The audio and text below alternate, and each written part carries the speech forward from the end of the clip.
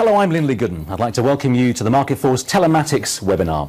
We're here today to talk about the recent surge of interest among insurers, the government and drivers in telematics. So what exactly do we mean by that? Well, in short, telematics is the use of machine-to-machine technology. Now, that's nothing new, but its application in motor insurance is a relatively recent development. It opens up the potential for real-time pricing, optimizing risk and encouraging risk-averse road behavior. While the Gender Directive due in December is seen by many as the spark that ignited the industry's interest in telematics, a combination of factors including sky-high premiums for younger drivers and cheaper, more sophisticated technology are also factors in the renewed interest in the little black box. Well, today in our webinar we'll be looking at some of the drivers of innovation in telematics and look at what the future may hold too. How can insurers make use of this potentially lucrative niche? How will telematics change the way that insurers interact with their customers? What opportunities are there to expand the use of machine-to-machine technology? So without any further ado, let's introduce the panelists who've joined me here at the London Stock Exchange to tackle some of these issues. First of all, Crispin Moger, hello. Hi, good afternoon. Crispin is the co-founder and CEO of Young Marmalade, the car insurance brand for young drivers aged 17 to 25. Good to see you. Good to see you. Next up is Michael Spiteri. Hello there. Hello. Michael is head of telematics UK insurance at Accenture. He joined Accenture in September 2010 and has previously worked at Accenture and IBM throughout his 15-year career in banking and insurance. Michael was involved in the early implementation of telematics in 2004, a long time ago. Good to see you, and thanks to Accenture for supporting today's webinar too. You're very welcome. It's a pleasure. Great. Next up is Grant Mitchell. Grant. Good afternoon. Hello. Grant is the head of motor and pricing at the Co-operative Insurance. Grant is responsible for the performance of the Co-operative's motor insurance business and led the project to launch the Co-operative's young driver insurance product. Good to see you. Just checking your title and it's correct. Yes. And last but certainly not least, we have Ben Tomasetti. Hello. Hi, Lindley. Ben is head of product development at Hastings Direct. Ben is responsible for Hastings' telematics proposition. Ben, very good to see you too. You too. Now, as you'll probably be aware, telematics has been labelled as the next big deal in insurance. Over the next hour, we'll talk about the role telematics can play in meeting the needs of young drivers, whether a short or long-term solution, and what other opportunities the technology can provide. This is a wide-ranging and complex topic, and I know there'll be many of you with questions, so we'll also give you plenty of time to ask your questions and share your ideas towards the end of the webinar. But do write them in now. There's plenty of opportunity. We'll see them at the end. Let's get started. Well, first of all, where are we, Crispin, in telematics? How powerful a tool is this? It's incredibly powerful. I think it's getting more and more powerful by the day. I mean, last year we started seeing an increase, and it's just getting more and more. The number of conferences that are now appearing and the number of insurance companies that are wanting to get involved is increasing day by day. And quickly as well.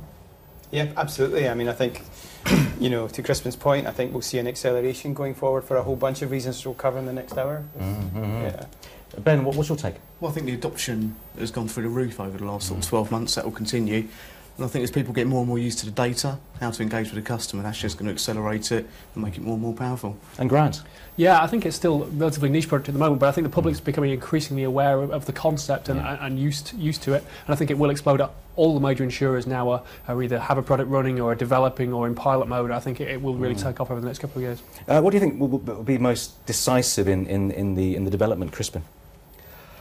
I think it could be technology, couldn't it? It could be certainly awareness. Well, technology is important. Now, that's obviously been evolving. I mean, the technology has been around in essence for a number of years, but it's getting the technology right and fit for purpose certainly for motor insurance. And then it's also breaking down the social barriers and people accepting it. And I think that was the big problem, certainly a few years back, was people taking it on board and wanting it in the car. Yeah. No, I totally agree with that. I think the cost of technology and the adoption of technology in today's world is very different from 2004. Yeah. Of course, there are case studies. Italy is one of them where it's a more mature market and it's been taken up and worked with. Ben, what do you think? I mean, obviously we need to learn from these examples. Yeah, I mean, I think Italy's a good example. It's been playing around with telematics for a long time. I think it's gone through to pay how you drive to the much more, I think, what everyone's doing at the moment, which is to pay as you drive and how you actually behave. We can learn from that. I think we can make that stepping stone much quicker, and that's going to be a great benefit to all of us because we can learn from the mistakes and what they're doing right. And Michael, you were involved in the early implementation of pay as you drive. You mentioned 2004. This is when it happened. Yeah. And what were your experiences there? Well, then, that was very much a first adopter model in the UK. And we were building telematics devices from the ground up. We were actually building the devices for that particular pilot. We were going through the learning experience associated with that in terms of getting the device right, to Crispin's point, measuring the right data, installing them in a way that made sense. We had all sorts of weird situations, like, people being concerned that maybe these devices would cause a fire in a petrol station if they were, things that we just laugh at now, but we take for granted. But there was so much thought that went into about how will this affect other things. Yeah. So, I think the four big differences are the cost of the technology itself, the widespread adoption of technology today versus 2004. I think people's concern on the privacy angle has changed dramatically over that time, and they're prepared to trade some of that for other benefits, which we'll come to later. Yeah. And I think the final piece is, something around the potential impact of regulation, which I know we intend to cover later. Absolutely. But that's right. There's so much has changed. And Grant, of course, you were involved in it very early on as well with this. And what did you find? What did you find in terms of the adoption, for example? We found that what customers were really looking for, particularly young drivers, which is probably the core market for telematics at the moment, was that they're increasingly finding traditional insurance unaffordable, and actually they want to prove that they, as an individual, are a safe driver and shouldn't be tarred by the same brush as all the other drivers, and get a premium that represents their risk. And has it changed, obviously with things like analytics and telematics, it changes your business? Completely changes lots of aspects of our business. So we're actively marketing to young drivers who previously we might have seen as a very high risk segment that actually we didn't really want to touch. It changes the amount of data we've got to analyse for pricing purposes, for claims handling purposes.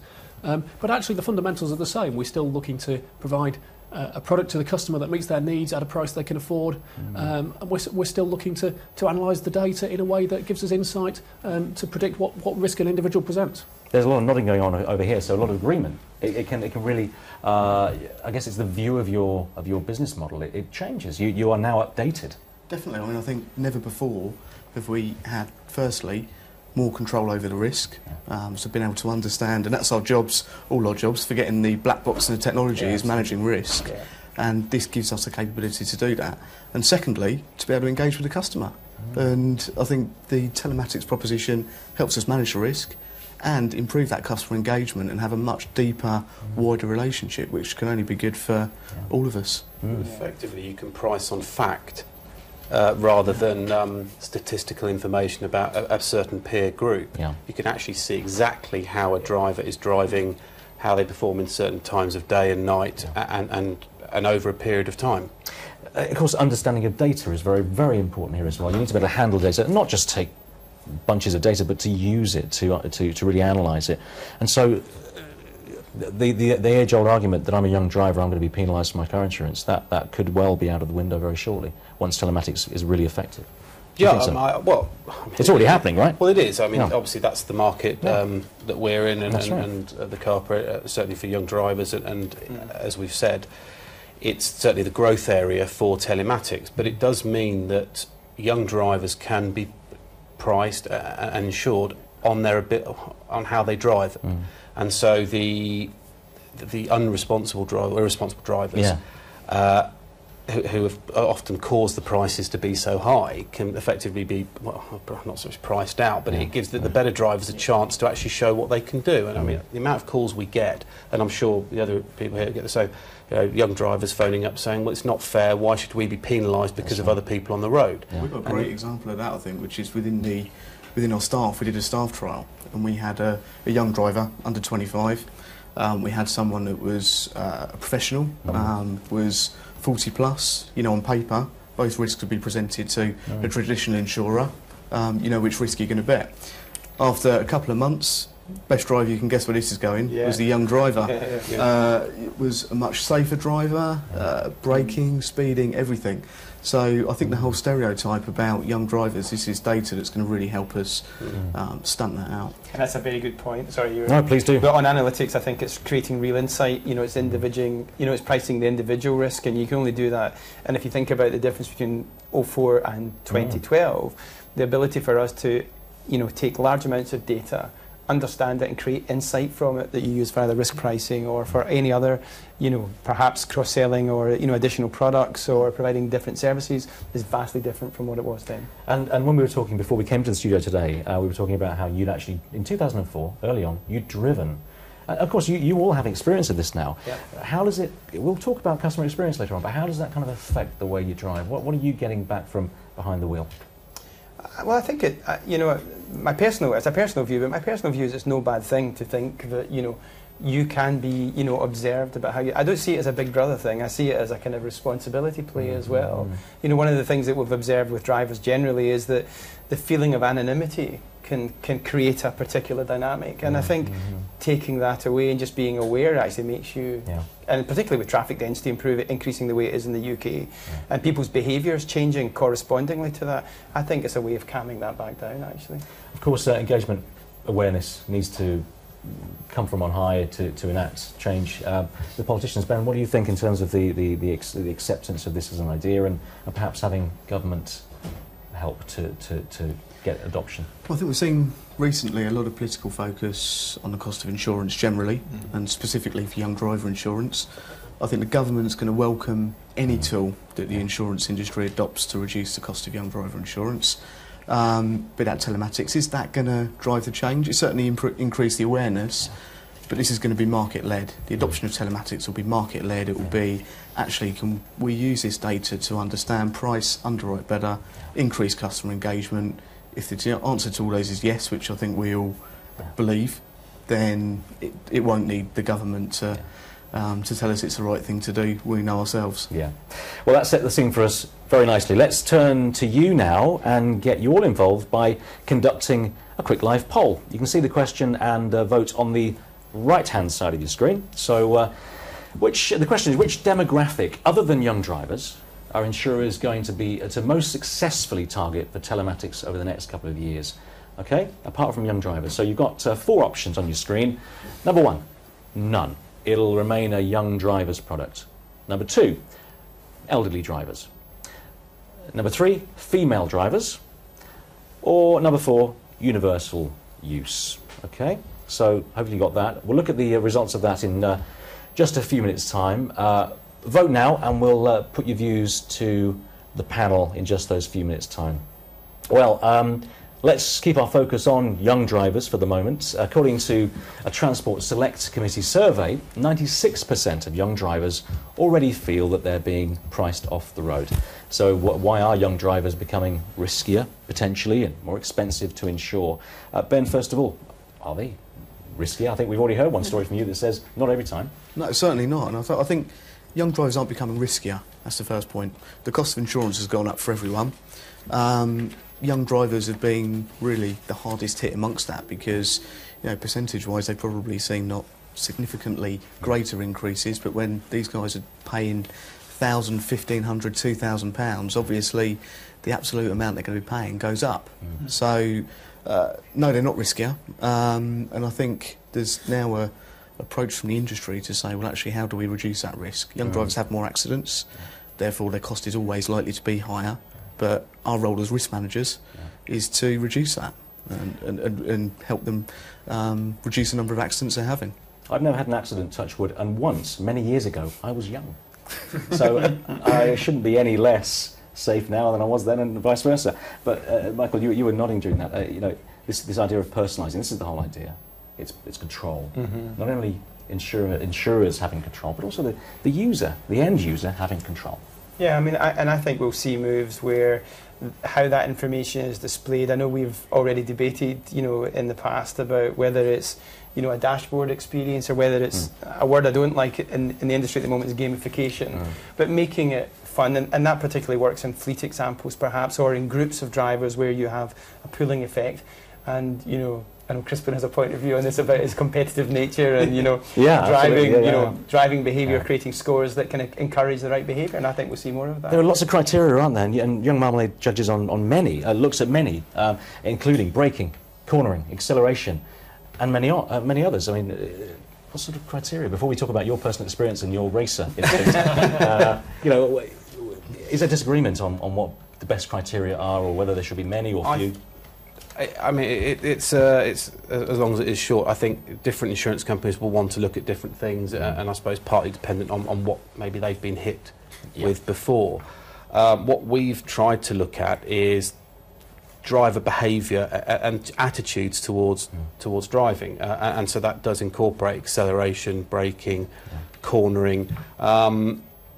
And also the way the box is calibrated. I mean, for instance, one thing that used to, when we had the box in the car, and my car is more powerful than one of the younger guys at the office. He's off already. Yeah, I'm off already, exactly. And so my frustration was that I would always get pinged on acceleration more than he was, and it's an important thing to take into account. But so you need to look at the whole picture, because otherwise, and take as many factors as you can. Otherwise, you can't truly understand how the person in the car is driving, and I think that's very, very important. Otherwise, the data won't be correct, and the risk won't be right. I think in many ways, the industry, the insurers who've adopted telematics so far have relied on some fairly obvious factors, really: speed, acceleration, the sort of things that they're easy to measure. They're easy to measure. Actually, there's a wealth of data there which we're only really scratching the surface on in terms of additional things we can find. But the measures we've adopted at the moment, they're easy to measure, and also they're easy to understand from a customer point of view, which means we can give easy feedback to the customer about how they can improve their driving, how they can become a safer driver, how they can get a cheaper insurance premium as a result. Yeah. But is this a silver bullet? Is it the fix-all? Is it the way to personalise and do it all? There is no silver bullet which will make young driver insurance more affordable. The underlying problem is the accident rate and the cost of those accidents, and there's a whole wealth of solutions including driver training, including the cost of whiplash claims and all sorts of other things that are being addressed. But telematics is definitely part of that solution, and it can really encourage drivers to drive more safely, give them feedback, educate them how to do so, and change behaviour and improve road safety for all of us actually as a result. I suppose, at the moment we're looking at early adopters, aren't we? And Ben, I mean, do we run the risk of good drivers being a sort of self-selecting bunch that use telematics, whereas the rest are just left out to dry? There's going to be a period of time, I think, where that will happen, where people are opposed with a cheaper telematics product, more competitively priced, or a more expensive non-telematics. The people that elect to pay more and not have a box installed, I think, are going to fall into a couple of camps. They're either a bad driver, they know they're a bad driver, and they don't want anyone else to know they think they're a bad driver, but they're not a good driver. Yeah, that's a real danger. Or actually, they've got an issue with the privacy. Now, those guys, there's a job to educate, I think, and for us as an industry to say, this isn't a Big Brother angle to this at all. This is about actually looking at an aggregated level, how do we improve driving behaviour? But the people that drop away, let's not forget that people make money from what's deemed as non-standard market at the moment.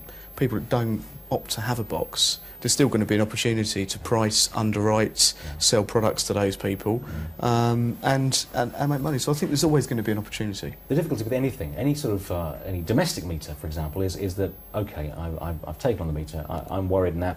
Any change may think that the premiums are going to go up. We'll all be bunched together, and now there'll be reasons for the premiums going up. What do you think about that? I mean, it is. We'll talk about customer experience and the attitudes, but how can you communicate that to people that actually it's to help? Well, I think that's very much down to the communication, and there's definitely a responsibility of insurers adopting this to make sure that it's not we don't turn into a position where it's a big stick, that actually we're getting customers engaged, and we move to a position where customers really want this product because they recognise it helps them, it's supportive, and actually if they drive well and they prove they're a good driver, they're going to benefit from that in pricing. And feedback is really important. I mean, Michael and Crispin, feedback's really important. You must have had some feedback when you were driving around in 2004 and obviously afterwards. Yeah, I did. I had the dubious pleasure of being of driving one of the very first cars fitted with a telematics device and bringing it back to the UK, and unfortunately it was a client's car. And I was trying to keep up with a colleague who sounds like he had a car like Crispin's that could accelerate quite quickly. And, was it you? No, it wasn't Crispin. It was not me. Yeah. And when that information was shared back at base, at that point it was certainly offline data that you were looking at post event. But it was really insightful to see it, and it did make you think about how you would behave. If you were a young driver in this case, you were a young driver in this case, actually, weren't you? So not that young. Was there any pressure to because there is a challenge aspect. If you've got a nice car, to test it early on before you learn otherwise. But is there a sort of constructive thing where if the data is available and shared in some way, they can push you to say, look, don't do that. You're part of the fleet. Well, in a fleet environment, for sure, you can create a culture which encourages people and rewards people for driving in a better way, which is more efficient use of the vehicle, more efficient use of fuel, better kind of management of the fleet itself. I think in an individual environment that makes sense to me as well. I mean, if you think about if you've ever been slightly speeding and the police have pulled you over and said, look, Mr. Spiteri, just calm down, and that has a very positive effect in my experience. Yeah, rather than a kind of making me nervous or tighter or do something erratic, it just calms the situation down. The offence is the problem, but actually being caught is the embarrassing bit. And before we do move on to the poll answers, thanks for sending them in. Are there any other criteria, any other things that we've missed in terms of criteria that you think at the moment could be really valuable to look at as we move from a telematics based on these few criteria to something more expansive? What do you think, Grant? Anything else? I think there are some obvious factors that insurers will look at, particularly around what types of road you drive on, how often you drive in rush hour, congestion, traffic, those sorts of things.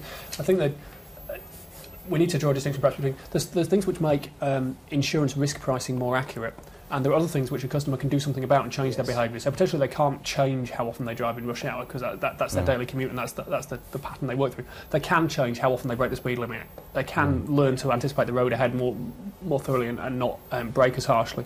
So at the moment we're focusing on the things that we can do to change behaviour.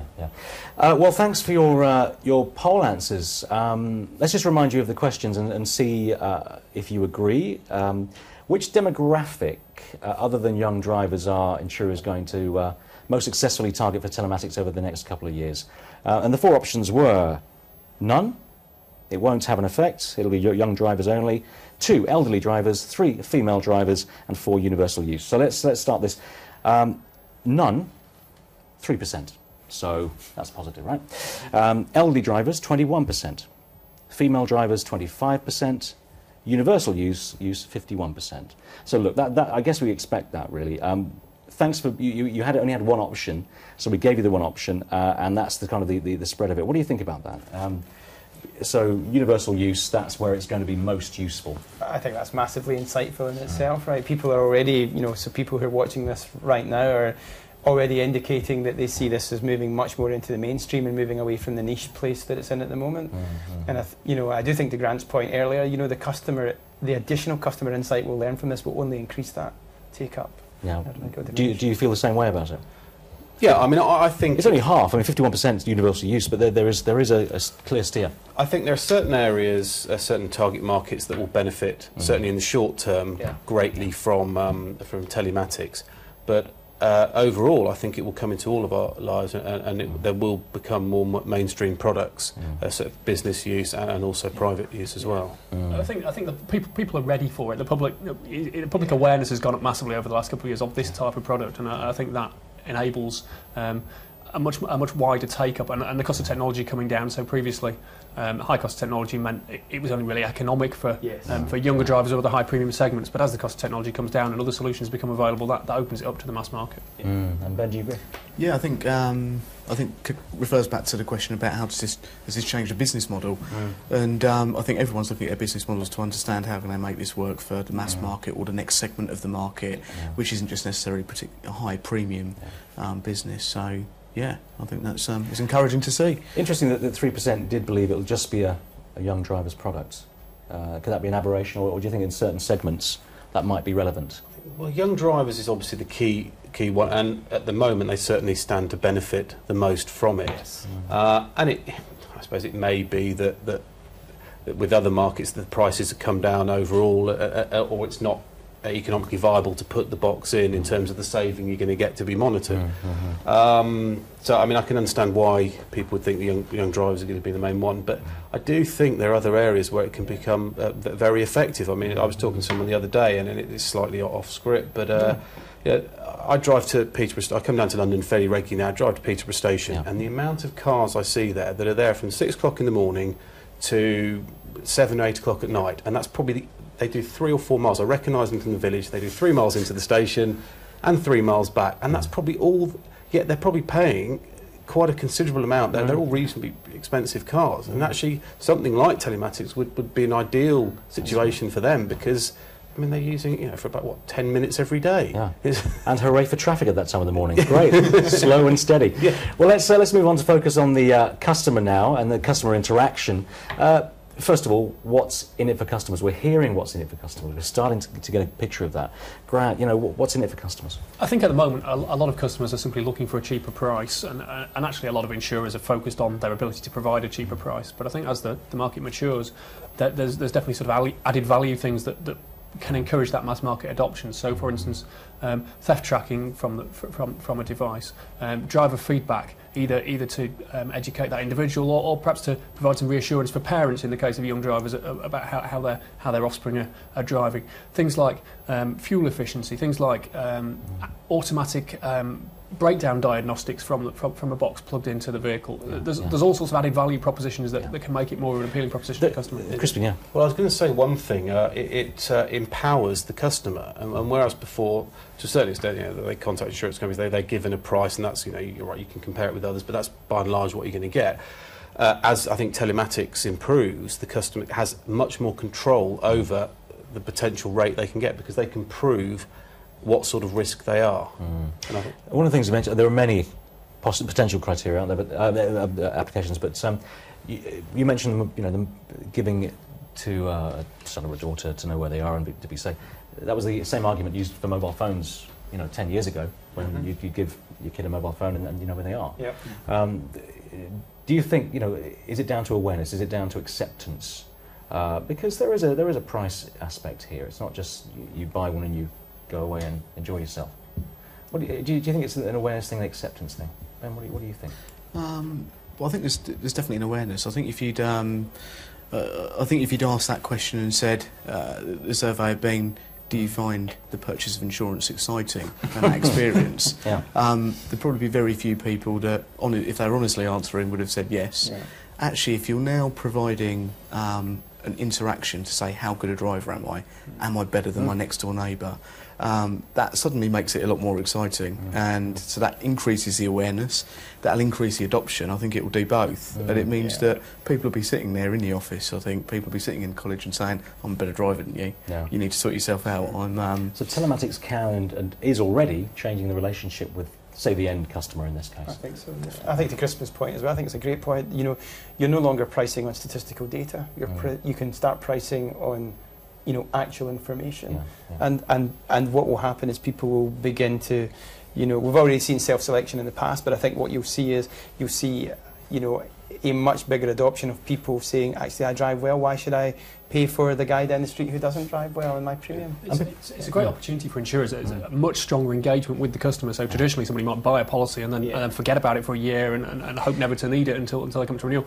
Now we've got customers who are logging onto their dashboard, actually looking for their feedback on their driving style every week or several times a week. It's a massive shift in that level of customer engagement. And crucially, there are other benefits that feed into so many other areas of public life, which is things like safety on the road.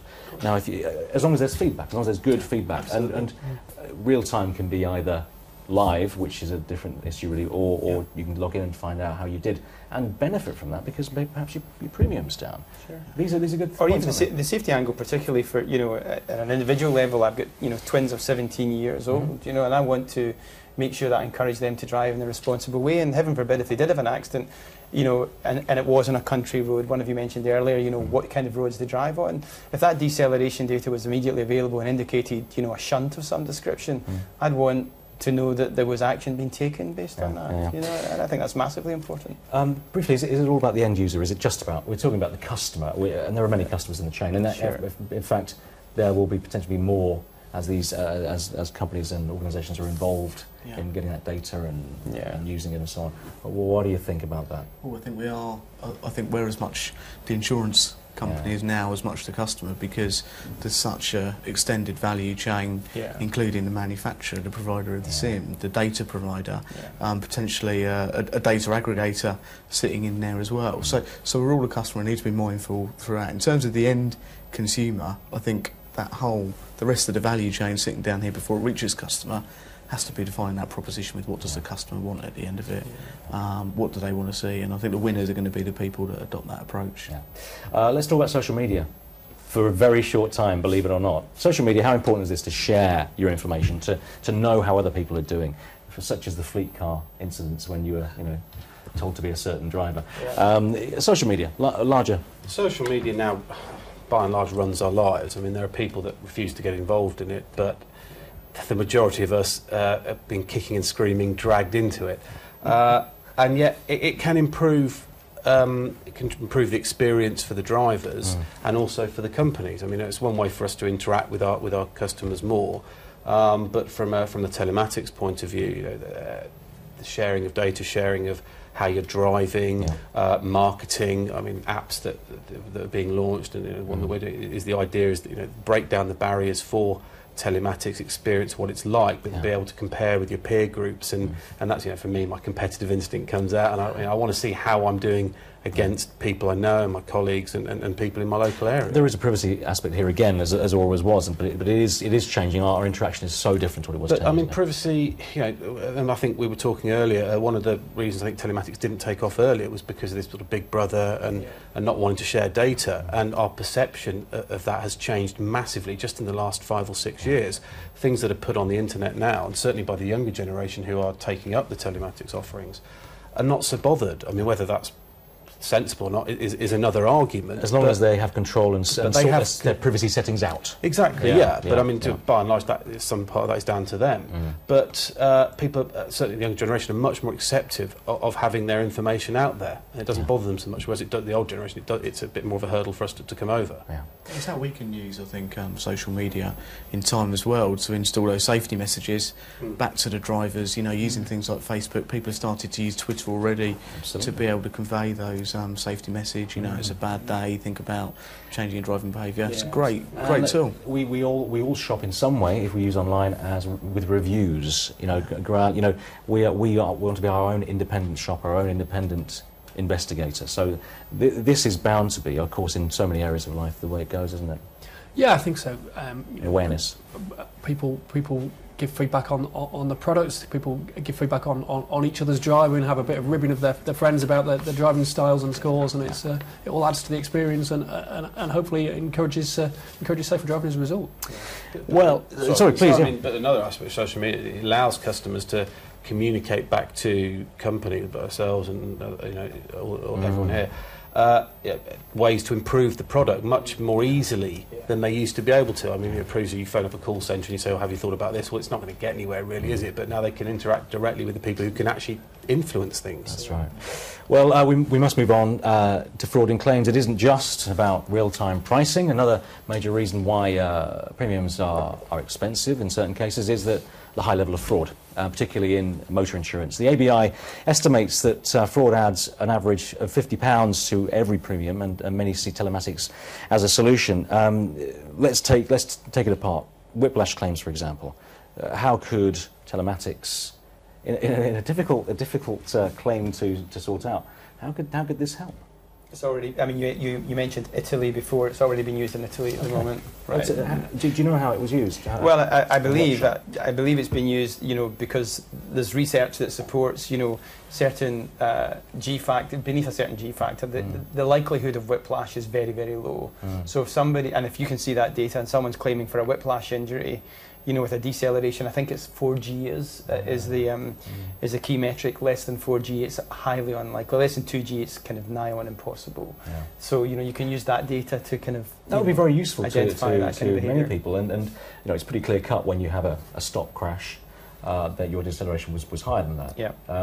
And Ben, can you see the subtleties in claims being helped by this? Definitely. I mean, I think it means an insurer wants to control the claim as quickly as possible, and the reporting that telematics gives when there's been an incident means that the insurer can do exactly that. Now, that's good for the insurer because they get control of the claim, they can mitigate the cost. It's great for the customer because we've talked about examples where potentially there's been an incident. If we see that the customer's had a serious accident, potentially injured, we can engage emergency services, we can engage friends, family, we can provide an additional service beyond insurance. And it is the many who suffer but the few who claim, isn't it? Yeah, so yeah. You can start to build a pattern. Do you think that the fraud claims will keep up as the monitoring and the efficiency of that, Well, it's always a cat and mouse game, isn't it? To an Yes, extent, and there'll be people who try it on. I think as the technology improves well, there will be more areas that can be closed down. It gives insurers, I think, a better chance to work out which claims they can fight, and like the G-force thing that Mark spoke about. If it's under 4G, the insurance can look at and say, well, yeah, that's one that's worth fighting. One that's 50G, or whatever. I don't know quite how it's calibrated, but 50G would be. That'd be pretty big. Maybe 10. Are you driving your space shuttle this time? Exactly. Okay, right. But they can look at. They say, well, that's not worth fighting that one. But I think as technology improves, well, I mean, I've had a friend who had a claim, had a whiplash claim against him, and suddenly there were 5 people in the car when he was adamant there was only one. Now, I don't know exactly how the technology is going, but it might well be that it can pick up, weight of vehicle and things like that, and that could be a key thing. It's also valid claims, isn't it? It could help in sorting out the valid claims, and it's not a negative thing necessarily. Yeah, absolutely. So, if you've got a customer, maybe they have an accident, maybe liabilities in dispute, you can use the data to show actually they were driving quite safely, they were within the speed limit on their own side of the road. Yes. It can help the customer in that instance. What other implications does real-time accident data have for insurers and the customers as well? Because you mentioned when we were talking about earlier, real-time doesn't necessarily mean instant feedback. It could be you might log on to find out. But what does the real-time data collection have an impact? Well, the real-time claims, I think insurers are still finding their feet. So there's considerations which claims handlers have never had before. So if they get an alert, do you contact the customer? Whose telephone number is it that you've got on file? Do you contact them if the car's still moving? Because the last thing you want to be doing is calling a customer that's making them answer their mobile phone when they're in the car. So there's a whole wealth of considerations, and I think we're still very early on in the adoption, and a lot of this will start to get flushed out in the next couple of years. I think Ben's point, I think the application of real-time data depends on the application itself. So in an accident situation, there's something in the US that they looked at for some time called the golden hour, and I worked on that, looking at creating a data vault that would allow people to identify when there was that accident, and the statistics show that if you can get to a trauma victim within 60 minutes, the chances of them surviving that increase very significantly.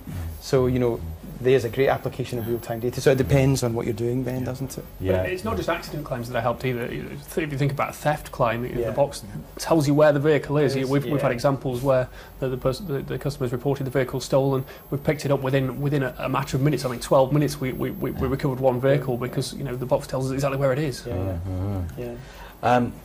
I suppose in collecting driving and accident information, there's a need to be very sensitive about your data. It's incredibly important. This can't be done without data, so you need to control that, understand it, use it properly, and privacy comes in yet again, Michael, doesn't it? Yeah, it does, and I guess there's a number of models that could emerge looking to the future about what happens to data. First of all, the consumer needs to feel sure that that's his or her data, and it's in a safe place. So that talks to the brand of the person that the customer is engaging with, which I think would be important. I think ultimately where things could end up is the aggregation of that data. Which I think I'm looking 5 to 10 years. I don't think this is an immediate thing, but where that data could be held centrally. But let's not forget mobile phones today. If the police come and ask for mobile phone data, the telco providers will provide that in some cases if that's required. And I guess that raises the privacy question again in the telematics context, really, about what would happen in that kind of environment. Yeah, Ben, what do you think? It's so fundamental to all of this, isn't it? Yeah, I think I think the whole data security thing is more than ever. We've got to demonstrate to customers that their data is secure, it's theirs, it's accessible.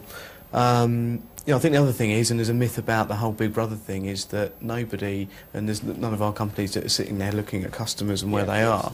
That's not the use. There's no value in that. It's understanding what are the trends, what are the behaviours that we want to influence to improve driver safety and reduce accidents. And I think that's a great point. I think, you know, as the customers engage with more on this, being clear about the terms of use for that data, how you will use the data and what you won't use it for will be very important, I think. And customer insight. Once the data is secure and the customer knows it's secure, getting that customer insight is kind of what it's all about, really, isn't it? And understanding that's what leads to every result of this. That's right. The first use of that customer insight is for pricing the motor insurance, because that's the core thing in terms of finding out what their driving behaviour is like and how safe, how responsible, how likely they are to have an accident. But actually, that tells you all sorts of things about that customer, which you can use to identify whether you think there'll be a safe risk for household insurance or potentially what route they travel home, and therefore how you might cross market for offers in the shops they pass along the way, or all sorts of massive insight potential. Going up on the route. yes. Stop here and buy some donuts. That's right. Yes. Well, let's. There's so much to talk about. Let's turn now to what's perhaps the most interesting part of the discussion today. What next? We've already covered some of it. We're getting a glimpse. There's a lot next, actually, it sounds like. But what technological changes, Michael, do you see as leading us forward into something that's really useful to customers, to insurers, and every partner in the Sure. I mean, I think it does come back to data. I mean, I think, Crispin's already spoke about, the ability to price on actual data, and that leads to a kind of a micro segmentation that we're all aware of about, potentially even getting to the holy grail of, segment of one, etc. So I think data is going to be really important going forward. I think the devices themselves, to date, and I think for a few years forward, the black box telematic device will have an important role to play. Ultimately, I think smartphone technology or OEM people coming into the market will substantially change that model. I don't think anyone could say, will the black box ever go away? Probably not for some period of time, but I do think we'll see other models emerging around, smartphones, etc. And being as cheap and pervasive as they are. What alternatives do you think there are, Ben?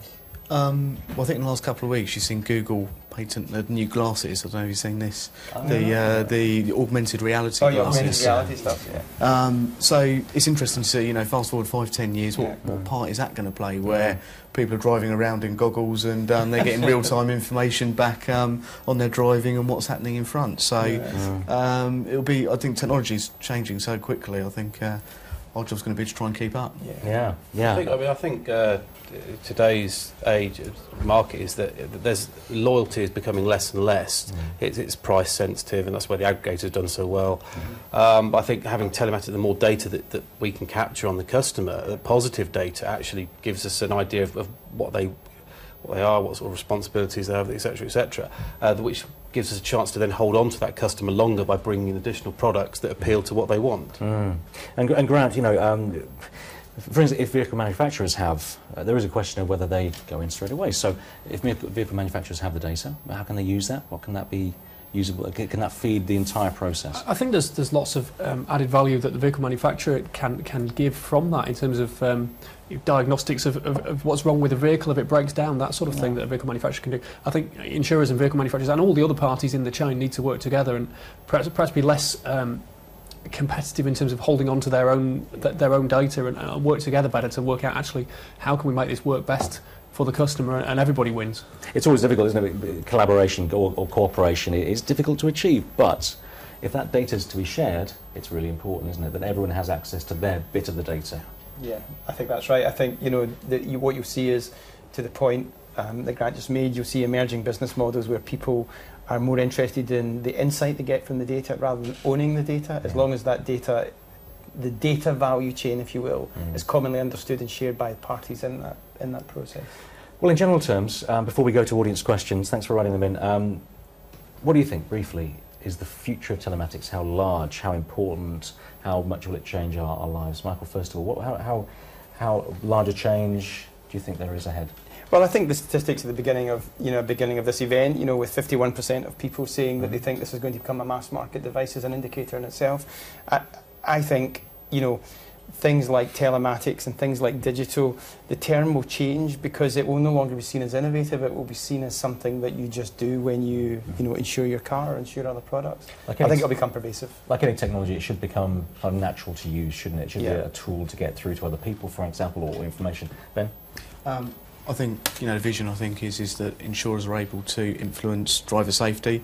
Customers adopt those messages that are coming back from the insurers, and telematics is more widely adopted and reduces frequencies as a result.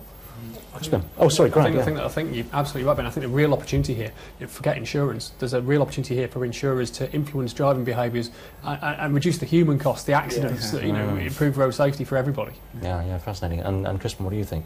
The future? The future, we can't ignore it anymore. The technology is getting more and more. It will become a big part of our lives, whether we like it or not. In the same way, people thought the internet would never get anywhere. I think, and a few years back, people thought telematics would never get anywhere. But exactly that thing we use occasionally. But no, I think telematics will become a much bigger part of our lives, whether we like it or not. So I think the important thing is to embrace it and embrace the positive aspects of it, and use it for good. And like I say, if we can improve road safety, if we can have less accidents, less people killed, less people injured on the roads, well, actually that's a really positive thing. Ignoring the financial implications, the more lives we can save because of it, the better. Absolutely. Well, we've covered a lot of issues, haven't we? And there are some of the opportunities presented by telematics have obviously come from us today. There's clearly a lot happening in this field and plenty to talk about. So if you are interested in continuing the debate, we do hope you'll join us at Market Force's inaugural Insurance Telematics Summit on the 24th of September. Good to see you there. More details are available on the website www.marketforce.eu.com. Before we go to the questions sent in from the audience, let's just draw your attention to the feedback form that you should be able to see on your screens very shortly. We'll be really grateful if you could just fill that in and let us know what you thought of today's webinar. But let's go on. The questions are here. Let's start from my screen. We have two screens, one here, one here. Let's go to the laptop first of all. This is from Ferguy Heffernan. And Heffernan, sorry.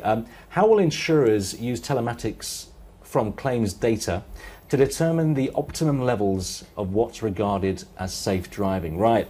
How do you define safe driving based on that data? Let's start with a few smiles around here. I'll take that one. Nobody was jumping onto that. No. The sniggering led me to it. But it's that level, isn't it? What's the average? What's safe? What's beneath it? I think the first thing is Grant's guys have been using telematics for a while. People need to get accidents and claims to be able to answer that question. Exactly. So we're quite a way off being able to answer that. That's not ducking the question. No. That's just reality. So I think 5 years' time, I think hopefully we'll all be able to answer that question. As it stands today, we're having best guess. I think it just provides some additional rating factors that we fit in our statistical models in the way that insurers have done for many years. It's just some new items of information that prove predictive of claims experience, but it does take a little time to build up the amount of data you need to make those models credible. Customers are only really scratching the surface in terms of the data that's Customers available. will want to know.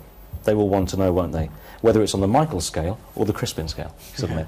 This is where sharing information and us all cooperating can help improve the product. Because we can see what our differences are, whether the way we calibrate it is stricter than the co-op or vice versa.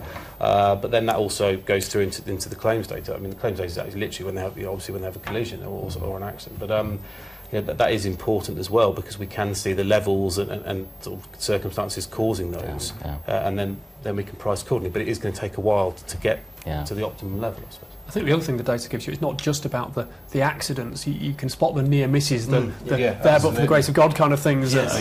How likely is it that next week the person will have an accident because they narrowly missed one last week? I think that's really important. I think trending the data, because we don't have sufficient volumes of data today, but that doesn't mean we shouldn't be trending and looking for leading indicators rather than event indicators like an accident. We can see from a leading indicator whether that's likely to happen or not. More likely to happen than perhaps with other drivers. Right, let's go to Andrew Pemberton, Managing Director at Argent Rehabilitation. At what point in time, if ever, will telematics be a default position for all motor insurers rather than it being for high-risk niche groups of drivers? I guess we haven't really talked about the timing. We talked about the future, but not the timings. When do you think that the abnormals will be outweighed by the normals? I think we're quite a way off. from that. I think for it to be a default position where insurers are saying, I will not insure you without a box, that may be different for customer segment. So if that was going to happen anyway, you'd expect it to happen for young drivers, you know, in order to be able to reduce the prices for young drivers enough. But I can't see it for, I can't see that happening, because I think there's always going to be an opportunity for people to service people who don't want a box. Do you think the gender directive will have any influence on female drivers, for example? Do you think there'll be a slight speeding up at the moment? I think that's accelerated. I think with that being announced and sort of bubbling away in the background over the last couple of years, I think that's accelerated the adoption over the last 2 years of people thinking we need a better way, with the absence of gender as a rating factor, we need a better way to be able to understand customers and price them appropriately. I think it's driven insurers to develop. I think probably the public hasn't quite caught onto it yet in the way that they probably will do at the end of the year. That the word telematics females have wouldn't that be used opportunity. very often. The actual phrase wouldn't be used very often, but perhaps the idea of having a black box might be. Yeah, I think telematics is a particular technology term which is not helpful for people, you know, who I think couching it in a customer proposition term. And it's not quite the question, but I don't, even if it was, and I do agree with what Ben said on the mass adoption, I think you'll see the evolution of lots of different niches. Because I think that's what it does. I think most of the data gives you, it gives you insight and pricing and customer insight that allows you to create many niche propositions, not one or two. Okay, let's move on. Very interesting. From Jason Ball. Do you think the future of black box technology will be impacted by the increasing telematic technology in car manufacturers?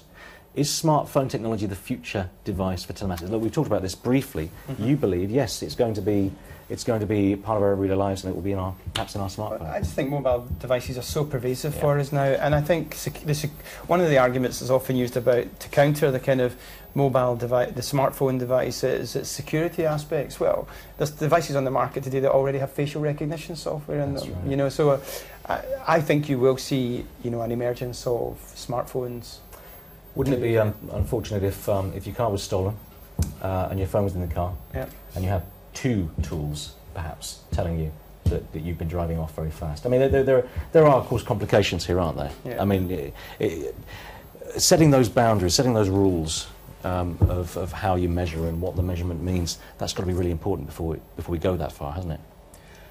Yeah.